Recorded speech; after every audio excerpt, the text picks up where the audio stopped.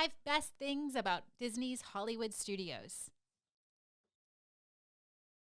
There's so many things to like about Disney's Hollywood Studios, but these are 5 can't-miss things that you need to see on your next trip to Hollywood Studios in Orlando. Starting things off with the first and foremost, this is an area of Hollywood Studios, and it's simply Sunset Boulevard. There's a cross between Hollywood Boulevard and Sunset Boulevard. When you are walking down Hollywood Boulevard after entering Hollywood Studios, you take a right onto Sunset Boulevard, and you just see the Tower of Terror in the distance, and you know you're in for a treat once you get down. But we always like the old school feeling and that old school Hollywood 20s vibe. And I could spend a whole lot of time just kind of sitting here and wandering around the street, even though there's not a whole lot to see or do. It's just the essence of that 20s vibe that you and I both like is here. And it's one of the only places that you can get that feeling. I love how it's the perfect view of the Twilight Zone Tower of Terror. You get to see the newly departed souls on the ride. You get that eeriness feeling while you're there, and it's mysterious, it's glamorous. I love it. I love how on Sunset Boulevard there's some shopping to do. There's plenty of opportunities for some great photos. My favorite thing is kind of an easy kind of thing to miss. It is the billboard to the Hollywood Hotel. It's in the corner of Sunset Boulevard, and I want you guys to try to find it next time you're there because it's something that many people miss. Yeah, and maybe if you're lucky, you get to see a street performer or two. Maybe if you're lucky.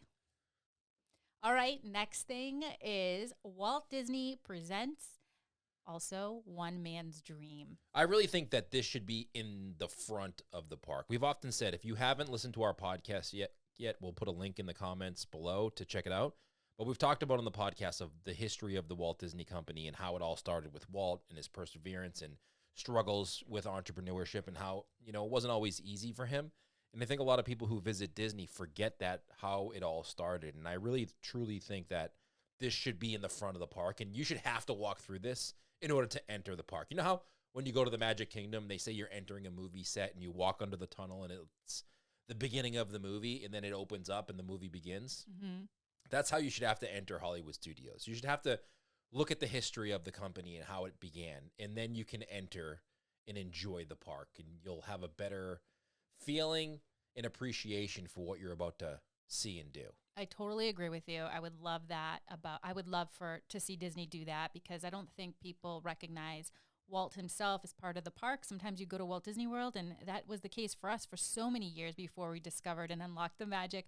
We really forget that there was a true story about one man and his dream and all the team and the people that were involved to create this magical place. But this particular attraction, it's something that I think many people pass by because it's not a ride-on attraction, but I love it. It originally opened to commemorate the 100th anniversary of Walt Disney's birth. So it gallery showcases his life. It shows him from the small town America all the way to Hollywood with lots of one-of-a-kind sketches, photos, models.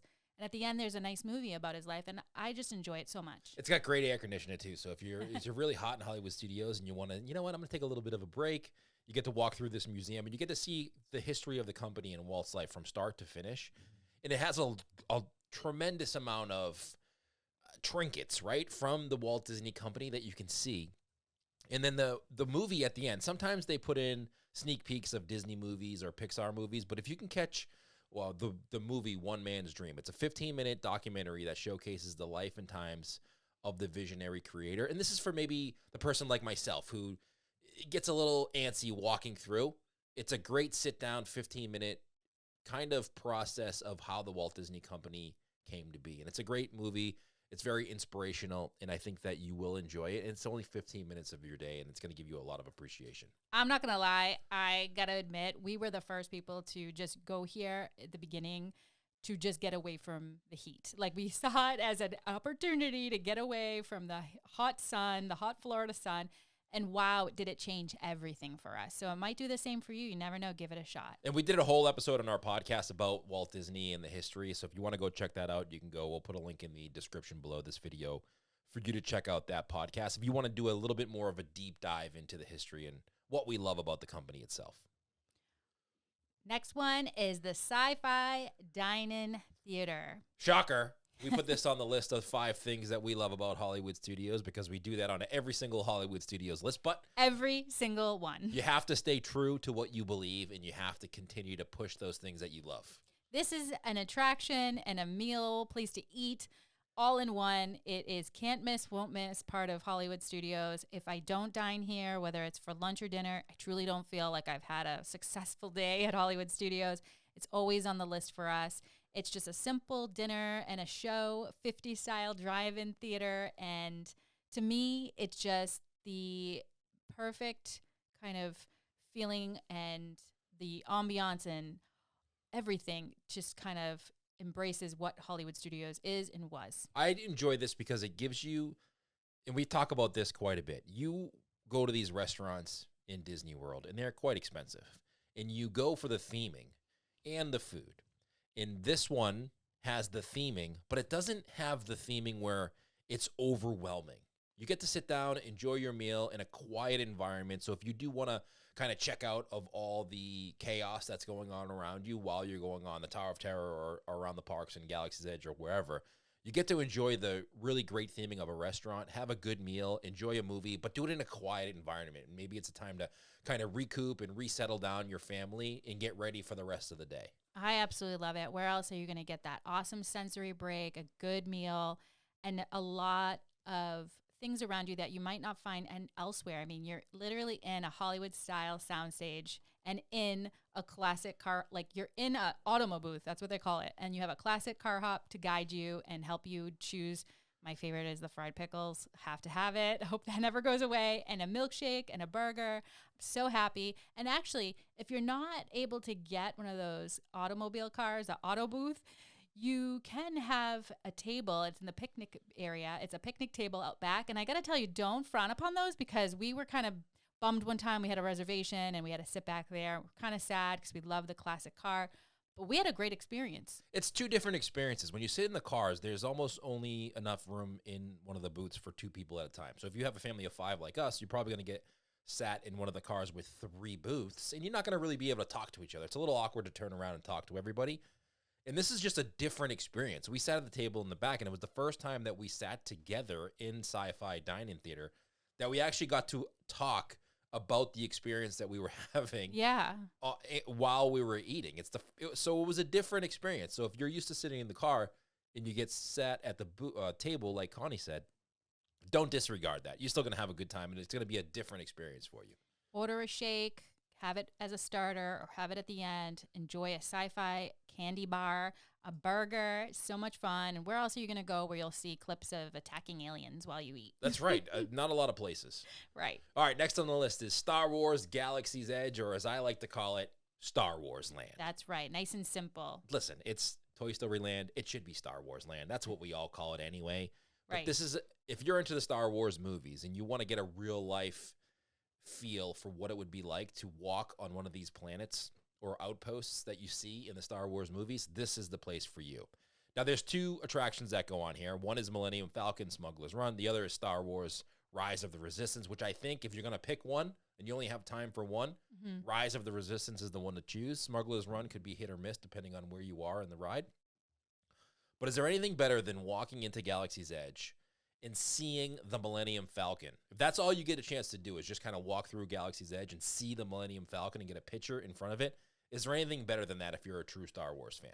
I don't think so. And I know you said there's only 2 attractions in Galaxy's Edge, but okay, that's fair. There's 2 ride-on attractions, but I think the whole place is an attraction on its own. It's so super immersive.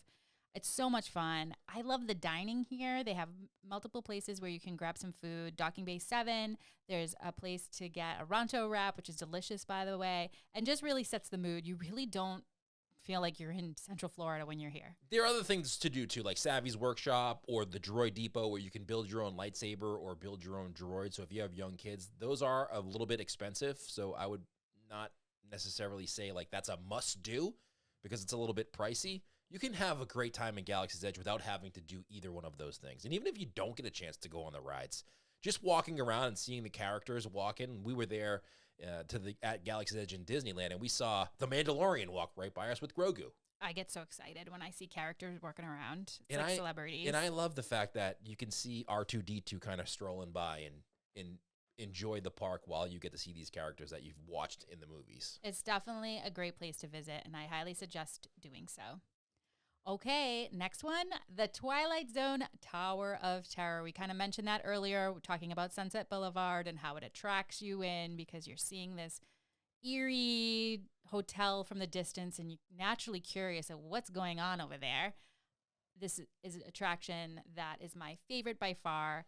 The theming, the hotel setting, I love it. And they say that the Mickey and Minnie's Runaway Railway in the theater is the icon of Hollywood Studios. But to me, the icon of Hollywood Studios is the Tower of Terror. When you're driving around Disney property before you go to Hollywood Studios and you see the Tower of Terror peeking up over the trees, you know and you get excited for your trip to Hollywood Studios because of the Tower of Terror. Nothing else gets you so excited to go visit this park than the Tower of Terror, at least for me.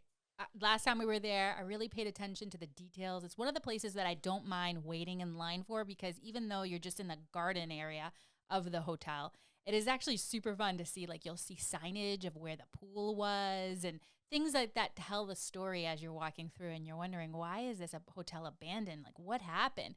It's just so much fun. I love the theming to the Twilight Zone. I love the story. It takes place on a gloomy night in 1939 for some unlucky hotel patrons. So much fun. I love that there's a hidden Mickey on this attraction. There's just so much to see. If I have to say anything about this ride, I would just say I wish there was more to it. Like, I've often said, like, where would be like my dream place to add on to a park? I would say I would love to see some kind of addition to this, like a restaurant based on the Hollywood Tower Hotel, like a big ballroom that you were able to go into. I could see a restaurant similar to the SciFi, but Hollywood Tower of Terror style, where it's, there's no cobwebs because you don't want cobwebs around your food. But you do want that old style. Maybe instead of the old movies that they have playing, they have the old what's the show that they play inside of the Tower of Terror? The Twilight Zone. Yes, the Twilight Zone series. It's literally called the Twilight Zone Tower of Terror. I had a brain fart there for a second. Okay. Sorry, everybody. But yeah, if they have on the big screen all the movies from the shows from that series, I think that would be pretty cool too. In a darker environment, everybody has to dress up, or the waitstaff is in bow ties and suits and gowns. I think that would be great. I think I would be the first one to sign up if this was a thing because it'd be so much fun to create, to build, to be part of. I would absolutely love it. But yes, this is actually based on the television series, and I hope maybe many of you don't know that, right? Because it was an older show. It was based in 1959 to 1964. That's when it originally aired. It was created and hosted and written by Rod Serling. It was a very imaginative show. It's one of my favorites. I love watching because it's like lots of funky endings and just these like things that keep you. It's very suspenseful. So I love it. This is hands down one of my favorite attractions ever. So those are the top 5 things we think you see. We're going to share a little bit of a bonus here for you because there's some other things that you should definitely check out if you're going to Hollywood Studios, like... This was on my list, but I know we said only top 5, but this is actually in my top 5. I have to do this. This is Indiana Jones Epic Stunt Spectacular. I can't get enough of this one because, first of all, it's a fun attraction. You get to watch this incredible show, these incredible entertainers that doing these stunts that are just out of this world. There's explosives. There's just so much to see. It's action-packed, and you get to have a snack while you watch. I mean, what's better than that? Listen, I have a snack everything I watch, so this isn't anything special to me. But you're allowed to have a snack while you watch this one.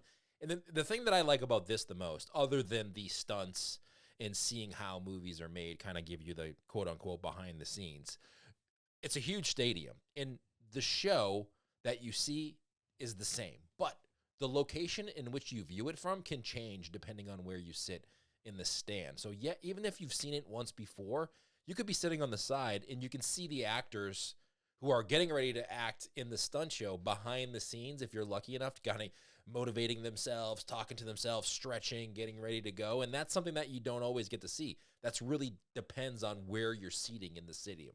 I'm so glad you said that because I often forget about that, and I'm trying to convince people to go back on this and watch the show because, like you said, some people might think, well, I've seen it once or twice. I don't need to see it again, and you're wrong. It definitely can change your viewing. Wherever you sit changes the whole attraction and the perception that you get. Yeah, so if you've been there before, try to sit in a different area. So if you get in there early one time and they move you to the right, next time you see the show, go a little bit later and maybe see if you can sit on the left side of the theater. You're going to get a different perspective of the show, and it's going to make you appreciate it even more. 100%. All right, 2 more shout-outs I want to give. Toy Story Land, obviously that's a must-do if you have small children, with Slinky Dog Dash, Toy Story Mania, great rides. And also, shout out to Star Tours. I truly believe Star Tours is greater than Millennium Falcon. Hot take there, but I truly believe that. I was going to say shout out to the Primetime, 50s Primetime Cafe. It seems like we both need to do our own lists. That's true. You should share your 5 and I share mine, and we'll have people vote on which one is better. Maybe we'll do that on the podcast. You know what we'll do? We'll do a top 5 on the podcast, and I'll share my 5, you share yours, and it'll be a little bit longer format than this YouTube video. Vote for me, please. Okay. Let me know what you think in the comments below. What are your top 5 must-sees or do's at Hollywood Studios in Disney World? What are the 5 things? If you can only choose 5 things you're going to do when you go visit this park, what are they? We want to know in the comments below. Don't forget to hit the subscribe button. Like this video. We appreciate you, and we'll see you next time.